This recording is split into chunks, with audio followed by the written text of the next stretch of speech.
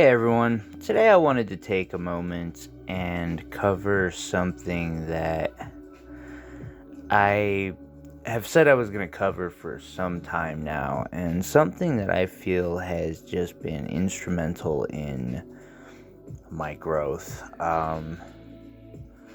There are times where you'll learn something that is just like a next level thing, and for me this was one of those next level things. And that is my actual finishing process. This is a finished wire wrap, but it's not. It would be very hard to get what this is worth after spending several days on this and putting in a decent amount of money in real natural gemstones, from the natural rough tourmaline stick in the middle, watermelon tourmaline bicolor, to the green sapphire zircons, the pink sapphire, and I want to say it's a rhodolite garnet. And even if this is you just making something like this for a friend or a family member, it's you'll just see what I mean. So there are several products that I've needed to get over the time to be able to do my finishing process, and I'll cover those, go over what's cheapest and most essential, and go from there.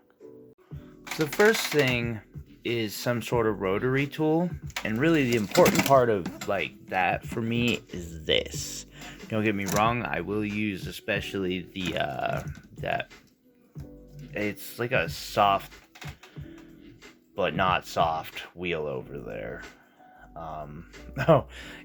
Speaking of that wheel, I want to take a second to address, make sure at all times when using machinery like this to utilize proper safety equipment, eye protection, most definitely. Maybe you might want some gloves. While that thing was on its lowest setting, my hand came in contact with that piece that does not have a guard for a millisecond. And it just, I didn't even feel how bad it damaged me. It was so fast. Just be careful and use the right stuff. From there, I got that particular one from Harbor Freight, and I will say it's been worth it. Get a protection plan. They burn out quick. This is like my 4th or 5th one. But it's like $50, and then you buy the protection plan for like 10, and just go. One of these can be good if you're on a budget. I get them because they have for 3 things in them. The first of those things is these wheels here. They're just made of wool. They have a form of this stuff. It's a polishing paint compound that'll be used almost last step. They have, I don't know if they have these softer ones. I buy those separately too, though. Same thing though. This is like $1 for all those. One of them will last me for a long time. And they also come with these. Now, I don't know what grit these are. I do believe they're between 600 and 800. They are super useful for tight places, but they burn out so freaking quick. I'm on my third one of these sets because of it. And instead, recently, I decided to try a new product. And it's these little Deadco pin polishers. You can get them from Rio Grande. They're the same people who I get the discs that I'll cover here in a moment. Super useful. Speaking of discs, Dremel, where I got this case actually, it comes with a white and this gray one. And this gray one is super coarse, but when you want to take material off something aggressively, it's great for the job. Give me 1 second here. I just noticed a free floating screw for a minute. Sorry, those are a real pain in the ass to lose. Then there's these Sunburst Discs. I also get them from Rio Grande. And these are all really simple. Once you get yourself a mandrel, and you don't have to do like me and get yourself a new mandrel for every one of these.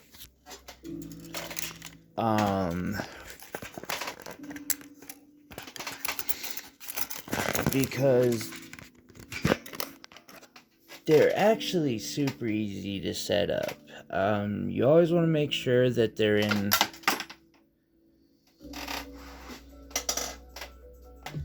that's going to be a pain in the butt, but I did set that screw in a safe place at least. So you take these and you always want to make sure they're going to spin in the right direction with your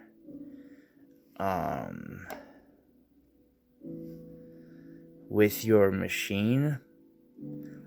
For my machine, because you want them to spin like that. My machine, I already know the way I want to go about it is like so.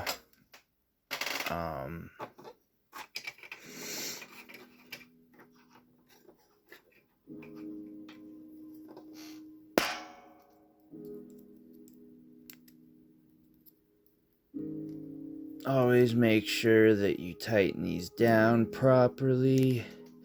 I'm going to apologize now for being out of frame.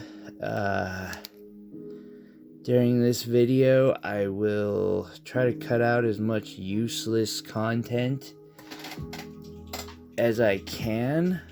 Just because, I figure if you want to just be here for when I BS and craft, you'll show up for a live stream or like rewatch the live stream. Okay, here's how I'm gonna do this. If you're ever having trouble with getting it screwed down tightly, set it in your system and then apply the mechanism, such as the screwdriver in this case.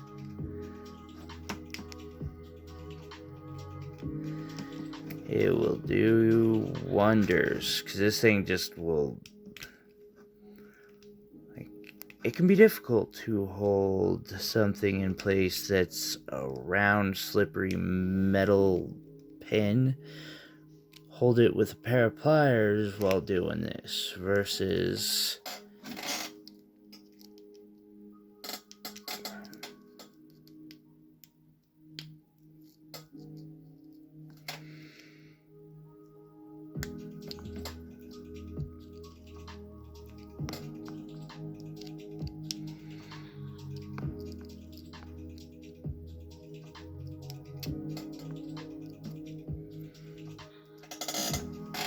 Alright, there we go, got that tightened. But it's not time for this particular piece, so yeah. Load in the piece that I'll start with, and then get started. And if I forgot to cover something, don't worry, I will go over it here during the tutorial. Like if there's a tool I didn't quite do, and I'll probably post all of the tools in the description. So first step for me is oftentimes taking one of these, which can be nice because you can really shape a lot in ways that you might not have thought about. Coils can take on a whole new dimension when they've been shaped.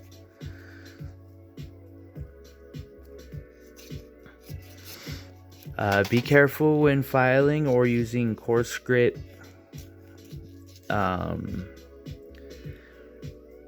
Rotaries, they do have a possibility to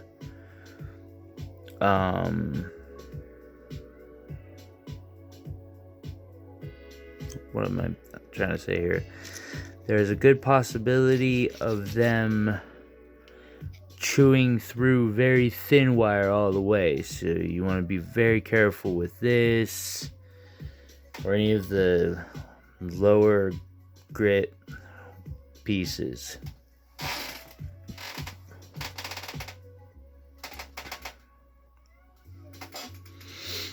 Alright, so I'm going to begin with this. It is a really low grit rotary disc. I mean, technically I've began with the filing, but now I'm going to use this. Keep these away from clothing. I have had to redeem my accident protection warranty thing on the entire grinder over this one of these once.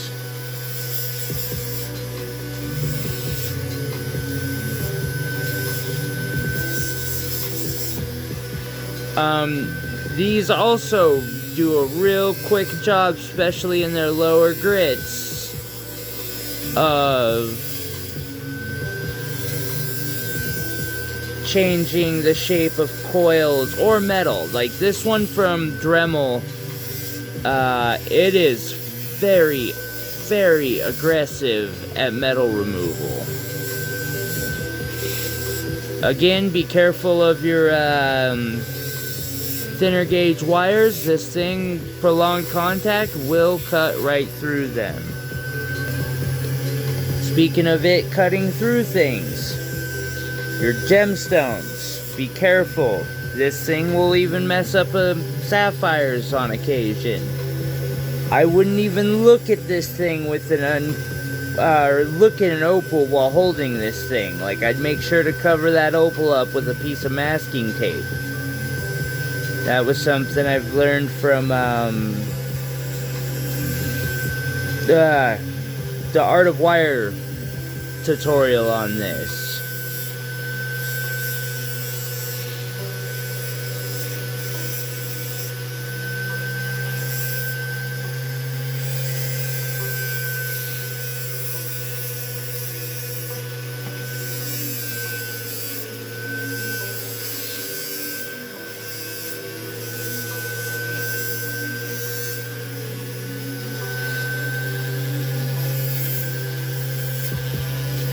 This is the stage where you're going to get the best metal removal. So if you want to make something more even with something else, this is where to do it. Sometimes also making an adjustment with pliers, like this is where you'll want to do that, because this is where you're removing all of your tool marks. Well, hopefully. I mean, it is a nice theory. One or two might evade you. It does happen from time to time. So, I usually go in close and utilize the cone that I get out of the $10 package that I'll pick up from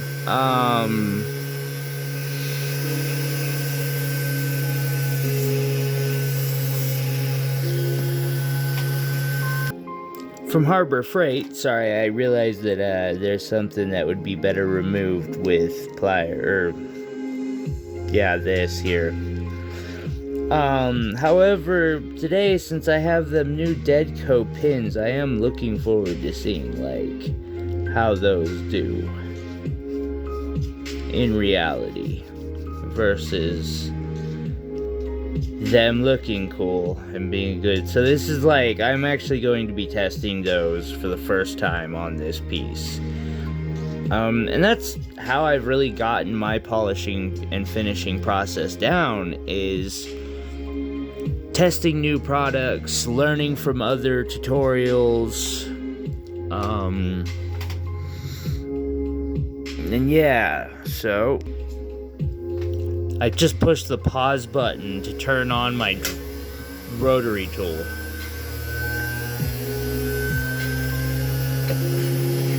By the way, I want to take a quick moment to say that this video nor channel is currently sponsored by Monster or anybody else. I drink a lot of it and use their tools a lot.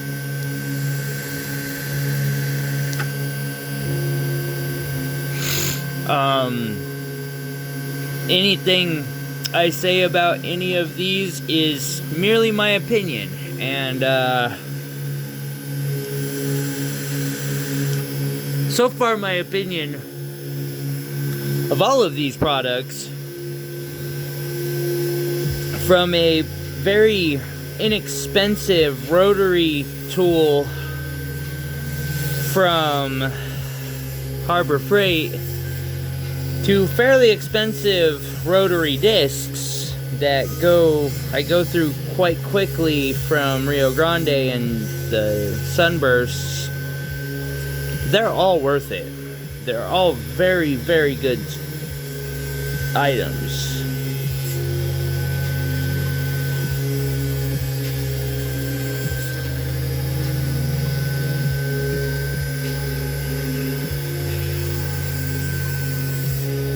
Your rotary tool will give you some kickback. Pay mind to that, because that can kick you back into stones and stuff. It's always best to kick down into other metal instead if you can help it. Also, switching directions can help you get out deeper tool marks. When you're working with like 10, 12, 8, even sometimes as low as 4 gauge, and you're trying to shape it into these curls and stuff, it can really take some pressure with them pliers. And getting that out can take a minute. I'm actually really hoping that those pins do a good job of removing it in the awkward places, because that's something previously that was very difficult. Like I said, I used to use those cones for that, and now Deadco does do those cones, but those pins are supposed to be more precise and get into more awkward places, so I wanted to start with those. But I will be eventually trying the cones from picking those up from Rio Grande.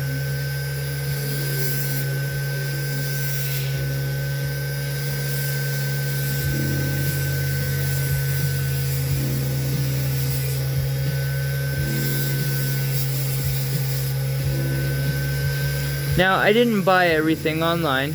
I did go into Harbor Freight itself. They do have a website, but I did go into Harbor Freight to get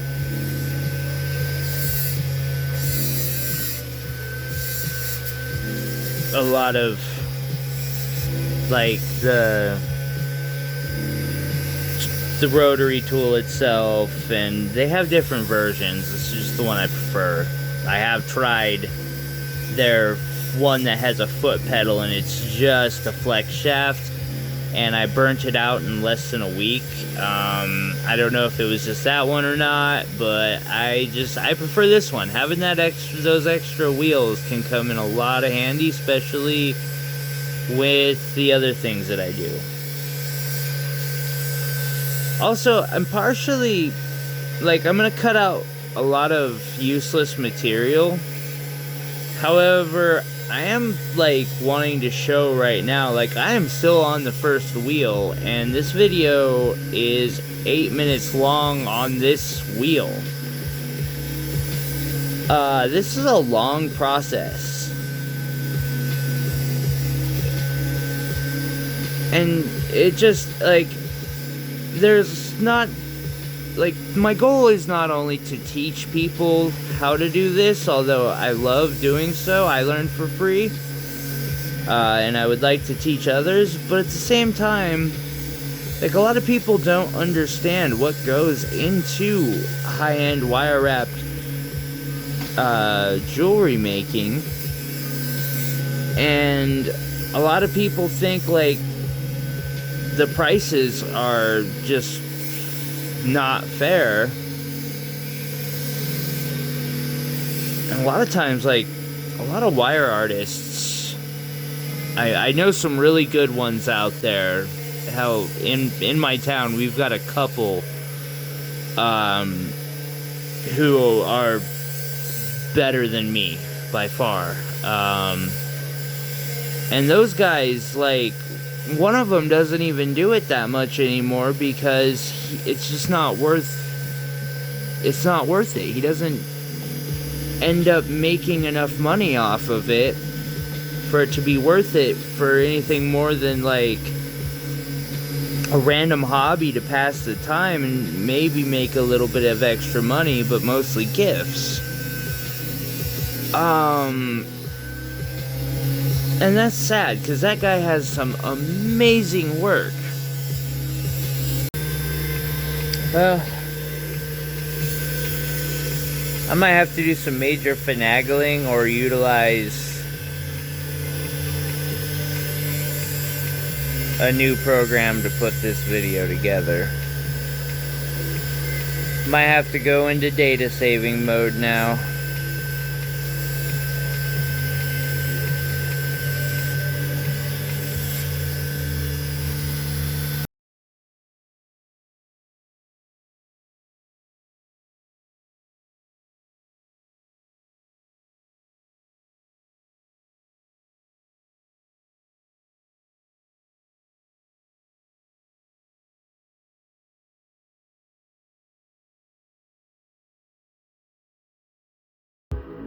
So something real quick to consider, like, when you're doing something this high end, or that you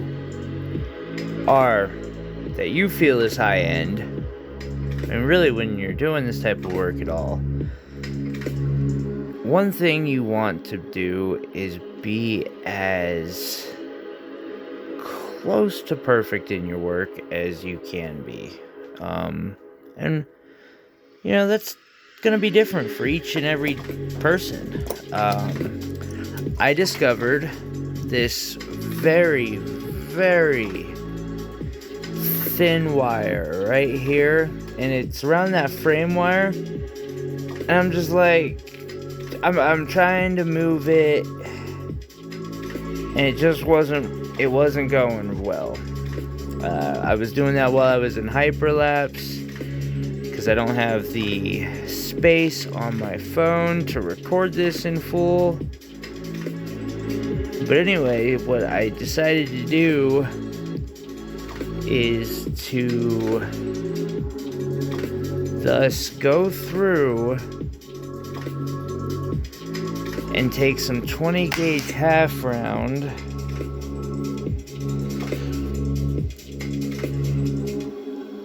and wrap over it. Now, I know that doesn't seem like much, and it's not that I'm like needing, it's not a mistake. It's supposed to be there. However, it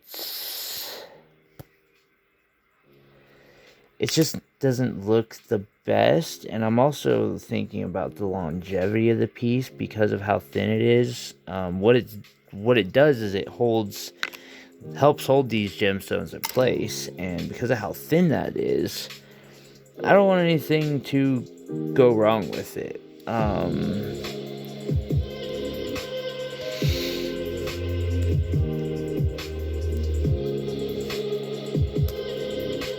And so, this is, I guess what I'm trying to say is, like, if there was a stage to pay attention to these type of things, this is that stage.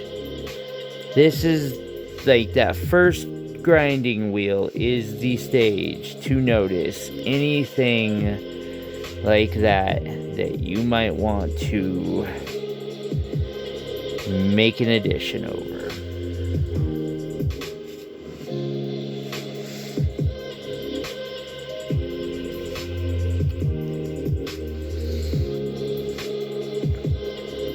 And it's a simple addition too, like,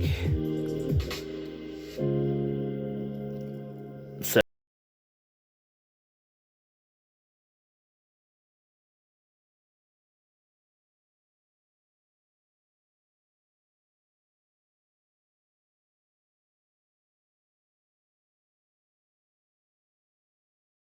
Just want to take a quick second. So I've gone over this and a little bit of other things, but like, I just want you to be able to see the progression as this goes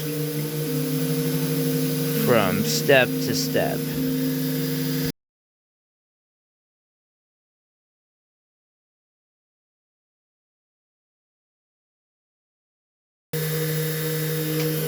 You might be able to see that I am really, really trimming on this right now.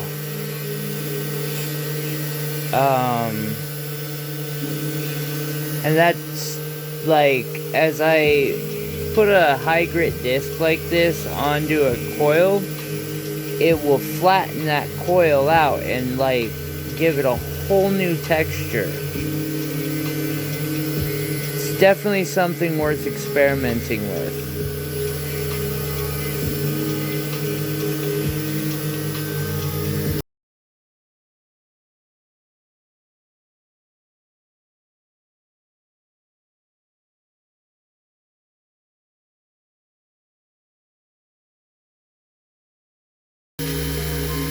So here we are.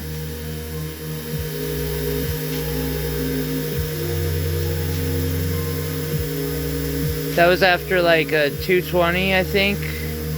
This one's a 400. Anyway, moving forward.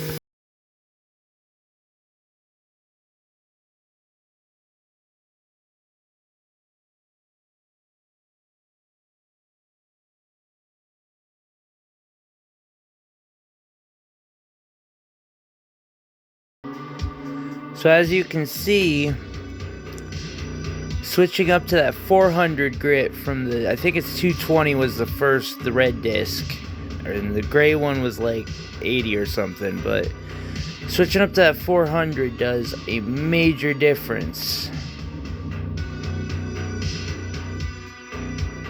It's got some shine to it now. Let's carry on.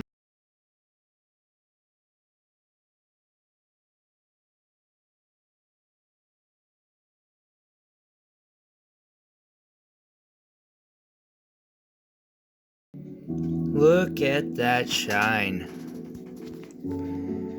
Isn't that beautiful? And how much, or how far this thing has come to.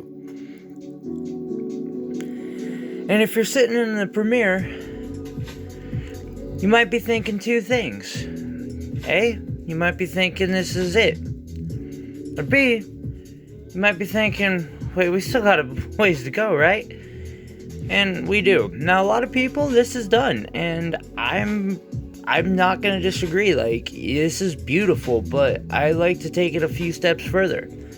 So let's do that. So I prefer to use liver of sulfur. I got this from Joann's the other day. It is not liver of sulfur. I can smell it. I haven't used it yet, so we're gonna see how it goes. I dumped a very liberal amount in this, and we're not using a bunch of water. If this doesn't work, I have one that I know will work.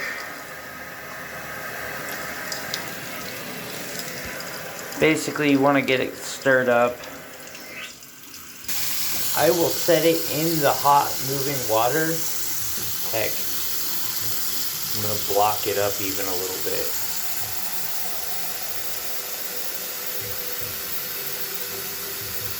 Just to keep it moving and nice and warm.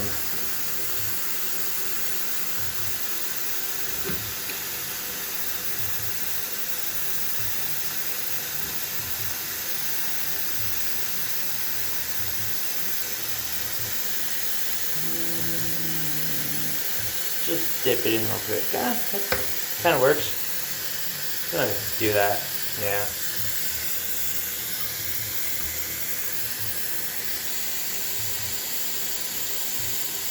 Kind of trick to what I'm doing now is make sure there's more or less water coming in than there is going out.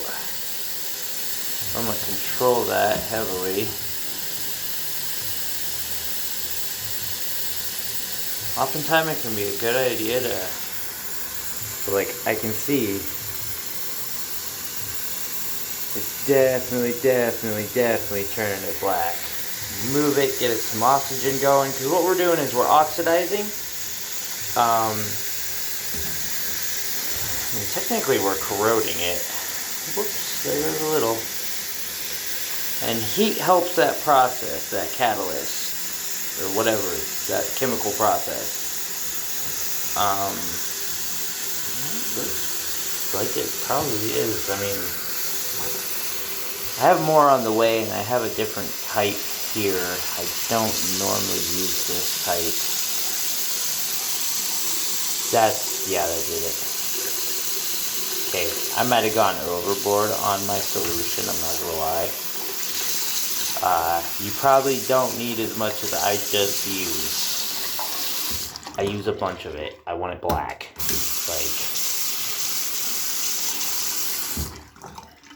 Because I'm gonna want the contrast in the piece.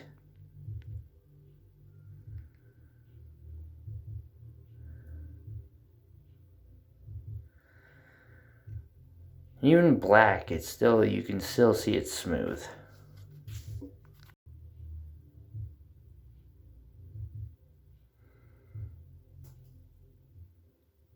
So I'm going to dry it off, and then I'm going to go over it again with the same one I just went over it with. And then I'm going to move on to the rest. Yeah. Watch this process go.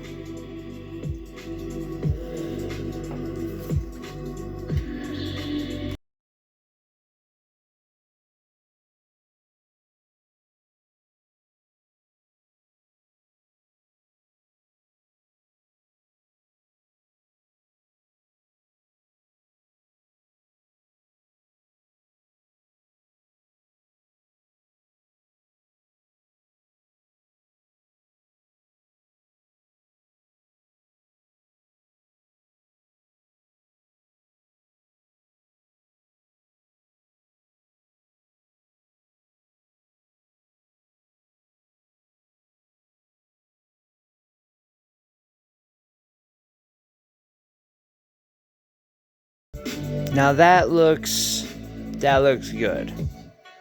We're not done yet, but one nice thing about doing a patina like that, there's actually two really nice things. First, you end up knowing where you're missing with those discs, and second, it really darkens them and kind of hides things that, like, if there's a tool mark deep down that you just can't get, it's not as noticeable if it's black, and that's kind of nice.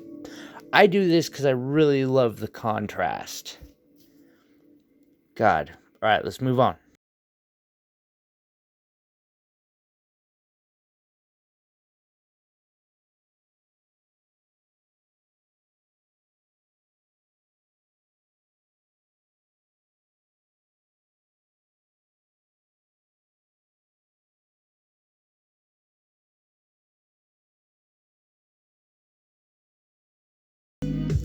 Alright, so this is where a lot of people are like, this is great, it's perfect, can't get any better. I don't know, I haven't seen a video yet that takes it to this next step, but I always do, because this is the one that for sure gives me that mirror finish on my wire. Heck. I believe that these things are made of wool. I am not 100% positive. Anyway, they work best if you smash your polishing compound down, turn this thing on, dip it in there, and get a liberal amount on the head of that piece. It'll turn like red and shoot a bunch out all over the place. That's okay. I'll smear it back in, and then I'll smear it on the piece, and yeah, it'll all be okay. And then I turn my machine all the way up, and let's do this.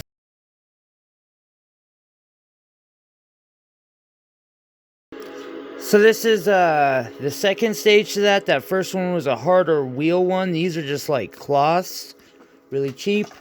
Let's do it.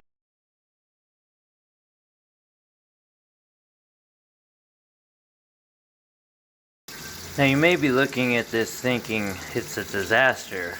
Meow Meow seems to think something's up. Hi buddy. But, just give me a second here. What are you doing? So this stage, what you do is you take Dawn dish soap and a toothbrush and just scrub the ever-living, like, daylight out of this thing. Except for you're more like scrubbing the daylight into it. So the last part of this is I am using a sunshine buffer disc, which is basically one of these sunshine polishing cloths for silver or gold jewelry. Except for it's on a disc. Get some of the dust off of it real quick. This one you do on the lowest setting. And then you go. You can just see what that does.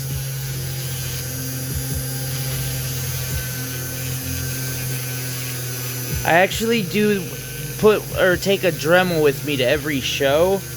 And I do this real well. I mean, it takes me about an hour to do all my pieces. Just a real quick cursory, boom, super freaking shiny.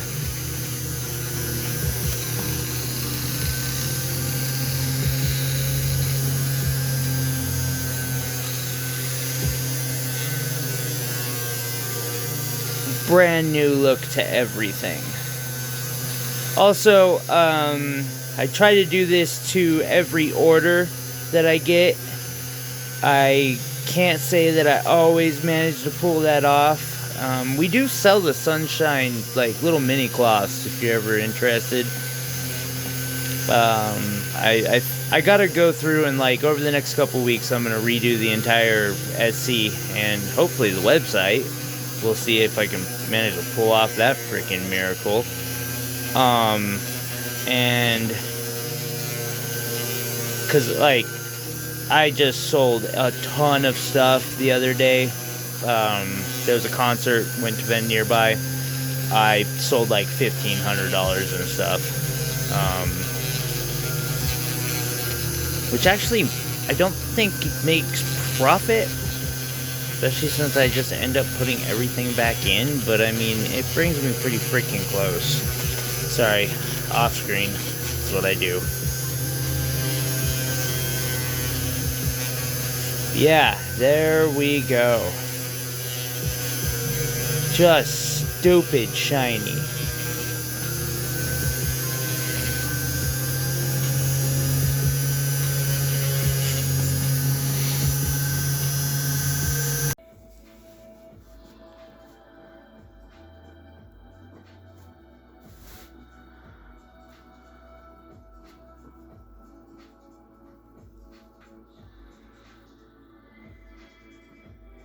What's doing, buddy?